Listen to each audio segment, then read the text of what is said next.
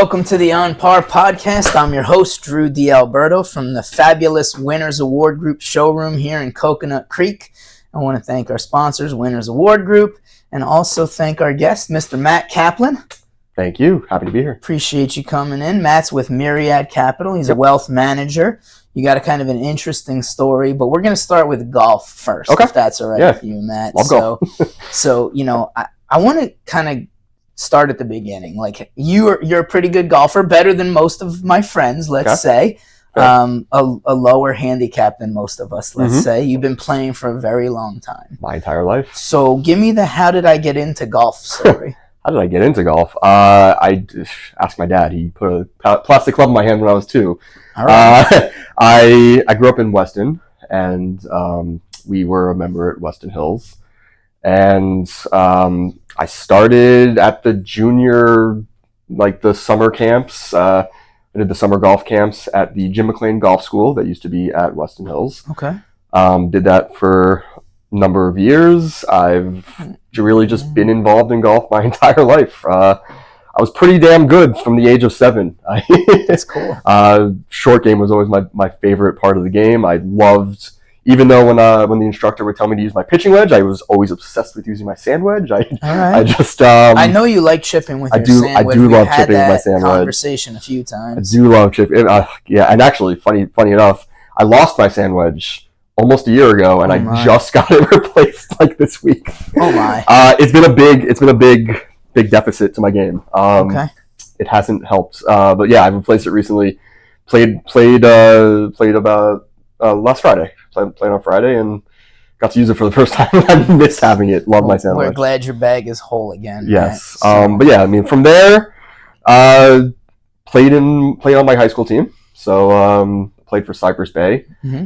There were 10 people on the team. I was probably number 9 or 10 the entire time I was there. It's better than not being there. It is better than not being there. I didn't make it my freshman year. I was only there for 3 years. It's great. But yeah, I've just always loved golf. Always been involved with it. Always tried to play as much as I possibly can. So much to the extreme that you also like teaching golf. I do golf lessons. I do, yeah. On the side, I don't want to call it a side. It's a side. Let's call it a side. It's all right. So you can call it a side hustle. Golf lessons as a side hustle. There's worse things to do for fun. It's more of make you money. It's a combination. I'd say side hustle / just hobby. It's really just a hobby. Okay. It gets me out there. Mm-hmm. Honestly. Teaching golf, not only does it get me more practice, teaching golf has helped me refocus on the fundamentals. And it's really helped me practice my fundamentals and look at, it just forces me to remember what I'm supposed to be doing and how I'm supposed to be doing it. And that it's honestly helped me with my game. So I just kept doing it. I've been doing it for about I want to say about 6, 7, 8 months now, something like that. Yeah, I think fun. as let's say a weekend golfer, a golf for business guy, most of my guests on the podcast and people I network with and clients are, double-digit handicaps, some into the 20s. Sure. And, that's good enough to play pretty much with anybody. Absolutely. As long as you have the right attitude. And look, it's okay to suck, just suck fast. Well, and just don't slow anybody down, have a good time out there, that's it. And bring good snacks. Bring good drinks, too. And good drinks. So, just have a good time. That's all it really matters. I think it's funny because recently, over the past couple weeks, I hit my number 7 of I played with someone that I would absolutely never play golf again with. Who was that? I don't want to disclose it because I have to see this person in social settings often enough that I don't want to say the name. But there will be a couple people that were out there with me that know exactly when it was and who it was. So. But again, I've been playing golf for 7 years, so that's not a bad ratio of all the people I've played golf with. Not at all. You get into, and I call it, and that's one of the reasons we started this podcast, an upper echelon of business owner and professional. Mm-hmm. You're not dealing with the regular average, don't know how to be a professional folks. Plus, you can kind of discern whether or not you want to work with that person or spend time with them after you spent 4.5 hours with them, plus an hour after or an hour before, both. Mm-hmm. it's a pretty good way. Yeah, a lot of business gets done on the golf course. You get to know somebody if you're talking to them for 4.5 hours. You know, so. we say the magic happens on the 19th hole because you may not know what that person does. Yes. The whole 18. Totally. Oh yeah. You might talk about your kids, your family, your sports, spouse, sports, you know, whatever. Your hobbies, yeah. You name the topic, anything but business. Right. But then, you know, that magic cocktail or cigar or dinner or lunch afterwards is where, like you said, that's when you say, yeah, you know what, I like this person. I want to see them again. I want to work with them in business. Yeah. So give us the hole-in-one story, because now that we're on the subject of golf, kind of came out of nowhere. I want to hear your hole-in-one story. I mean, it's not much of a story. I had a hole-in-one. So okay, tell me the story.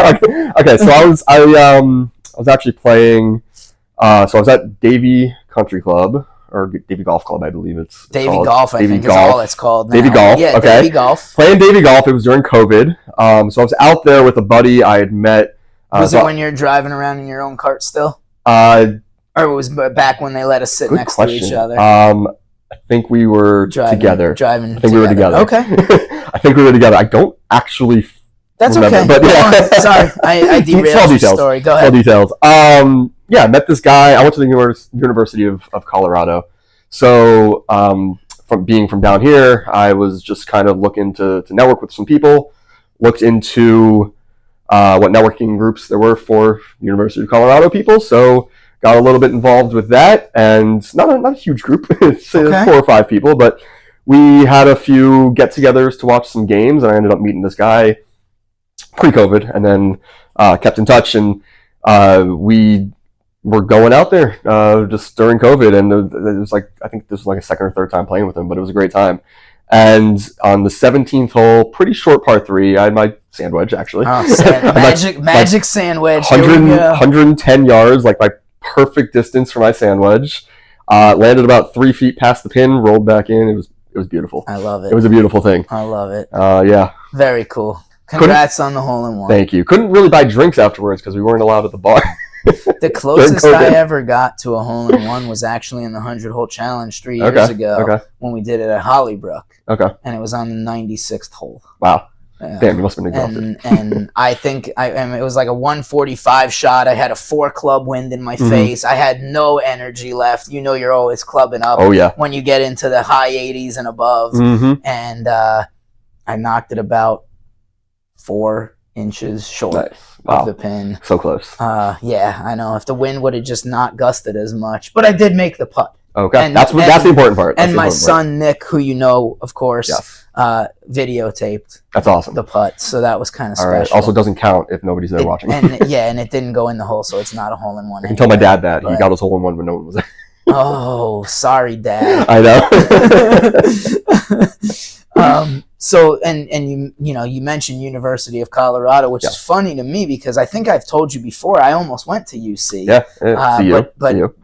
CU. But Indiana University was dying for out-of-state students, and University of Colorado didn't care. So I took the money and I went to Indiana instead. But not a bad choice. You know, I got in there too. Well, it's also interesting because I grew up a Hurricanes fan. Yep, same. So I hated Deion Sanders. Okay. Hated him. That's fair. Because he was on FSU. Right, of course. And then everybody on the Hurricanes got drafted by the Cowboys, if you remember. Yeah. So our whole defense of the Cowboys and Michael Irvin, the whole defense of the Cowboys was all UM guys. So when I rooted for an NFL team that wasn't the Dolphins, I rooted for my old Canes guys. Makes sense. Because my parents met at the U. Oh, cool. So I exist because of that school, technically. That is awesome. If they never met, there may be no Drew D'Alberto. Well, I'm married, I guess, because of that school also.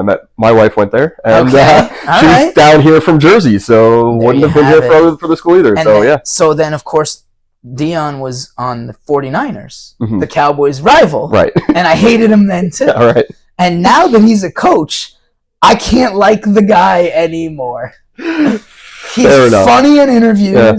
He's entertaining. He's got a no-nonsense, old-school football coach attitude. Like, I can't say anything bad about him anymore. I've been hyped since he came. It's been pretty exciting. I mean, as I'm sure you know, Colorado football is not the top of the not the cream of the crop there, but he's definitely doing his best to make it that way. At the time of shooting this podcast, the Canes are 5-0. Yeah. And the Indiana Hoosiers football team, they're good. Historically terrible, yes, is 5-0. Yeah. So Colorado only has one loss. So in 3 weeks or so, I don't know what the records will be. But today, sitting here, and Miami and Colorado both have a Heisman Trophy candidate. Both have insane. Like I had never would have thought I'd say that. And you know what? If our favorite team that we love to cry about, the Dolphins, I don't even want to get into the Dolphins, goes 1-15, they're going to draft one of those two guys. Yeah, most likely. Should not be Sanders. Since we have should not be Sanders. Absolutely no quarterback anymore. That is true. You know, we got a guy. That's a whole different situation. Off of the Ravens practice squad. So he's a local guy though, so we can. No, look, he went to Hollywood. I know. I heard last night on Monday Night Football we got ripped up. So anyway,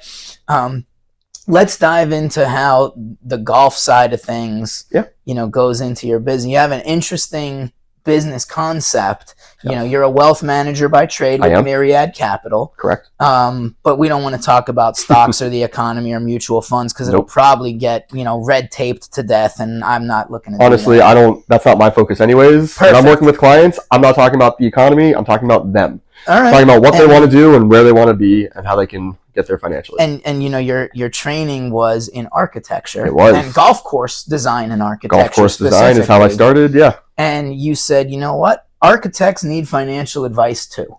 That is true. And you kind of steered into the niche, if you will, of architects and engineers and GCs. Yeah, I'll give you a little more color commentary on that. You pretty much just nailed all of the points. Go ahead. Tell me the story, man. Nailed all the points, but I'll give you the color commentary.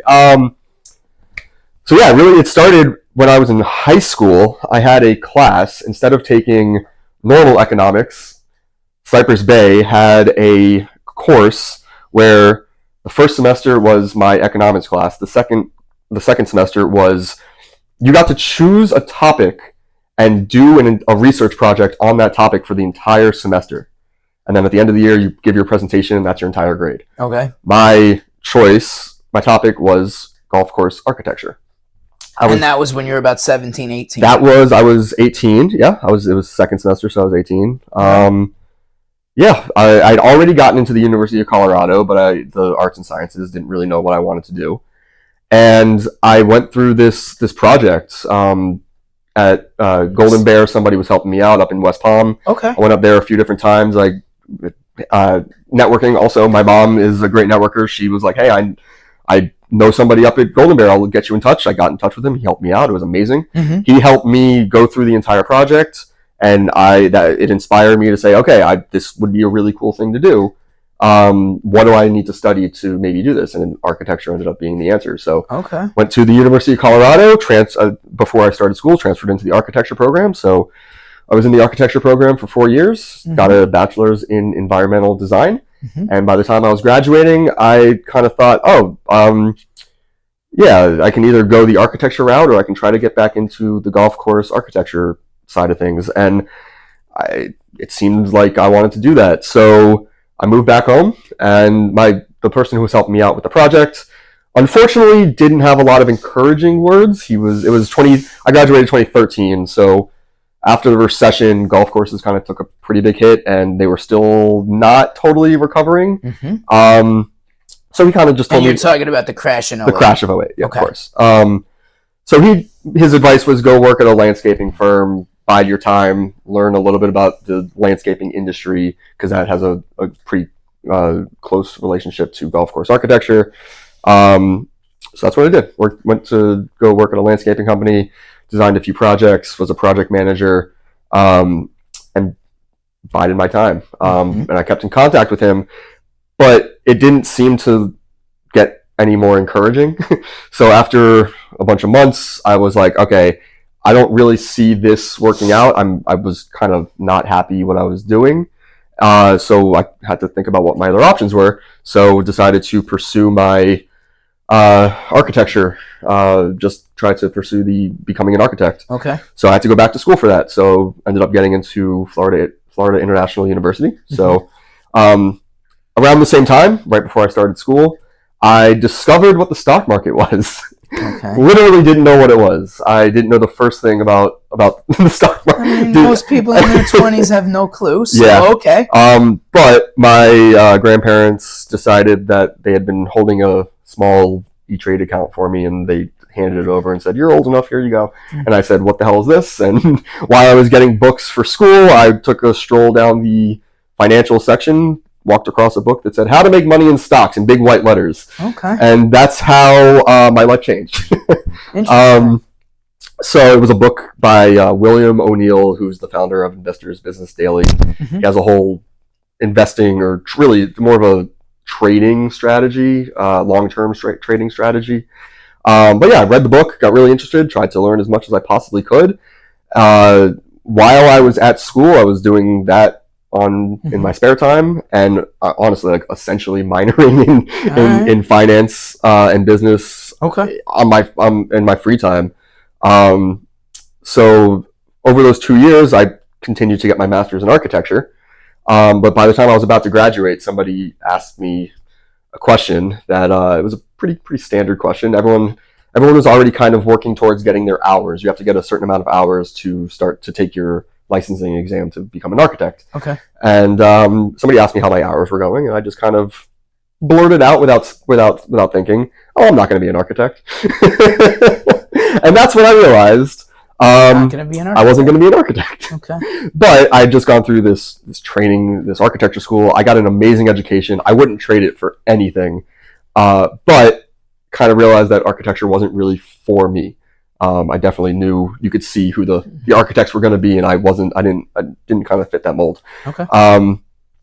So I, again, had to figure out what I had to do. So ended up working kind of architecture adjacent for a few years, working for a firm that was doing interior construction, and continued to work in the field, worked with clients. I was part-time project manager, part-time designer, sort of part-time sales on occasion. This period was, I was also on the side working with my friend who started a company that actually ended up on Shark Tank. So that was my first real business experience. Interesting. Okay. Helping him get a business off the ground as a startup. That was an incredible experience. And yeah, so seeing the business side of things from there, the finance side of things from my own tutelage, and the architecture education, and then working kind of outside of just architecture, working in like the interior construction space, working as a project manager, working as a designer, getting the sales experience, working on budgets, working with clients, doing all the things that you need. Getting so much different experience was great. And I finally got to a point where I took the Series 65, and I passed it. That was my kind of jumping off point to become a financial advisor. Yeah. Speaking of being a wealth manager now, one of the things that stuck out to me when we first met through First Tee at that ambassadors meeting 7 years ago, whatever it was you were the only wealth manager that I had ever heard say, "You know what, I really like working with architects and engineers and contractors, because that's what I know." That is exactly what I wanted to do. Once I became the financial advisor, I had to figure out how to get clients. They don't grow on trees. Yeah, they don't. They certainly don't. So I just kind of thought, who would I want to work with? Architects, engineers, construction professionals. So that's what I started to focus on. Well, it's just like getting business on the golf course, right? You have a common denominator. You both really like golf. So same thing. You have a passion for architecture and engineering. So, and then, through dealing with these architects and engineers, you uncovered some interesting problems that they all have. So tell us about that, Matt. Yeah, so as I was networking and speaking with architects and trying to get architects as clients, I kind of uncovered that a lot of architects didn't want to be clients for a couple of reasons, and they all kind of had an underlying theme that was kind of common across all of them. And it was really that they didn't have a great relationship with money to begin with. A lot of them, when you're going through school and you're starting out as an architect and you're working in a firm, there's a lot of it's kind of a stigma around money. A lot of architects say that they're really doing it for the love of architecture, doing it for the arts. They're not doing it for the money. But at the end of the day, architecture firms are businesses. So it's not great to be in a business and have the mindset of, oh, I don't need to make that much money. It really just leads to bad fees, bad negotiating skills. Architects in general don't network a lot because of I would just say, honestly, their personality. I totally understand it. Before I changed careers, I wouldn't be caught dead in a networking event. Okay. It's client relations. It's a whole number of things, and there's just something that needs to change within architecture as it relates to both business and money. So that's what I discovered. So I then kind of I shifted from just trying to get architects as wealth management clients to how can I help architects make more money and be better at business. And that led me to developing another part of my company that is called Matt Kaplan, where we are a business coach for architects. Okay. I call it the team-driven architecture firm. So team stands for technology, efficiency, analysis, and mindset. Okay. So we really focus on making sure that we have the right technology in place, especially nowadays with AI and everything. It can be overwhelming to know what you need within your architecture firm to implement the systems and the financial tracking and all these things. So the technology is really important. The efficiency is setting up the right systems and the right people in place, making sure that those are all, and providing for those systems so that they can work at the most efficient manner. Analysis is going to be from the technology, getting all the data you possibly can and analyzing it and making decisions based off of that. And then the mindset, like I've already said, the mindset in architecture generally is, it's not anti-money, but it's not always pro money.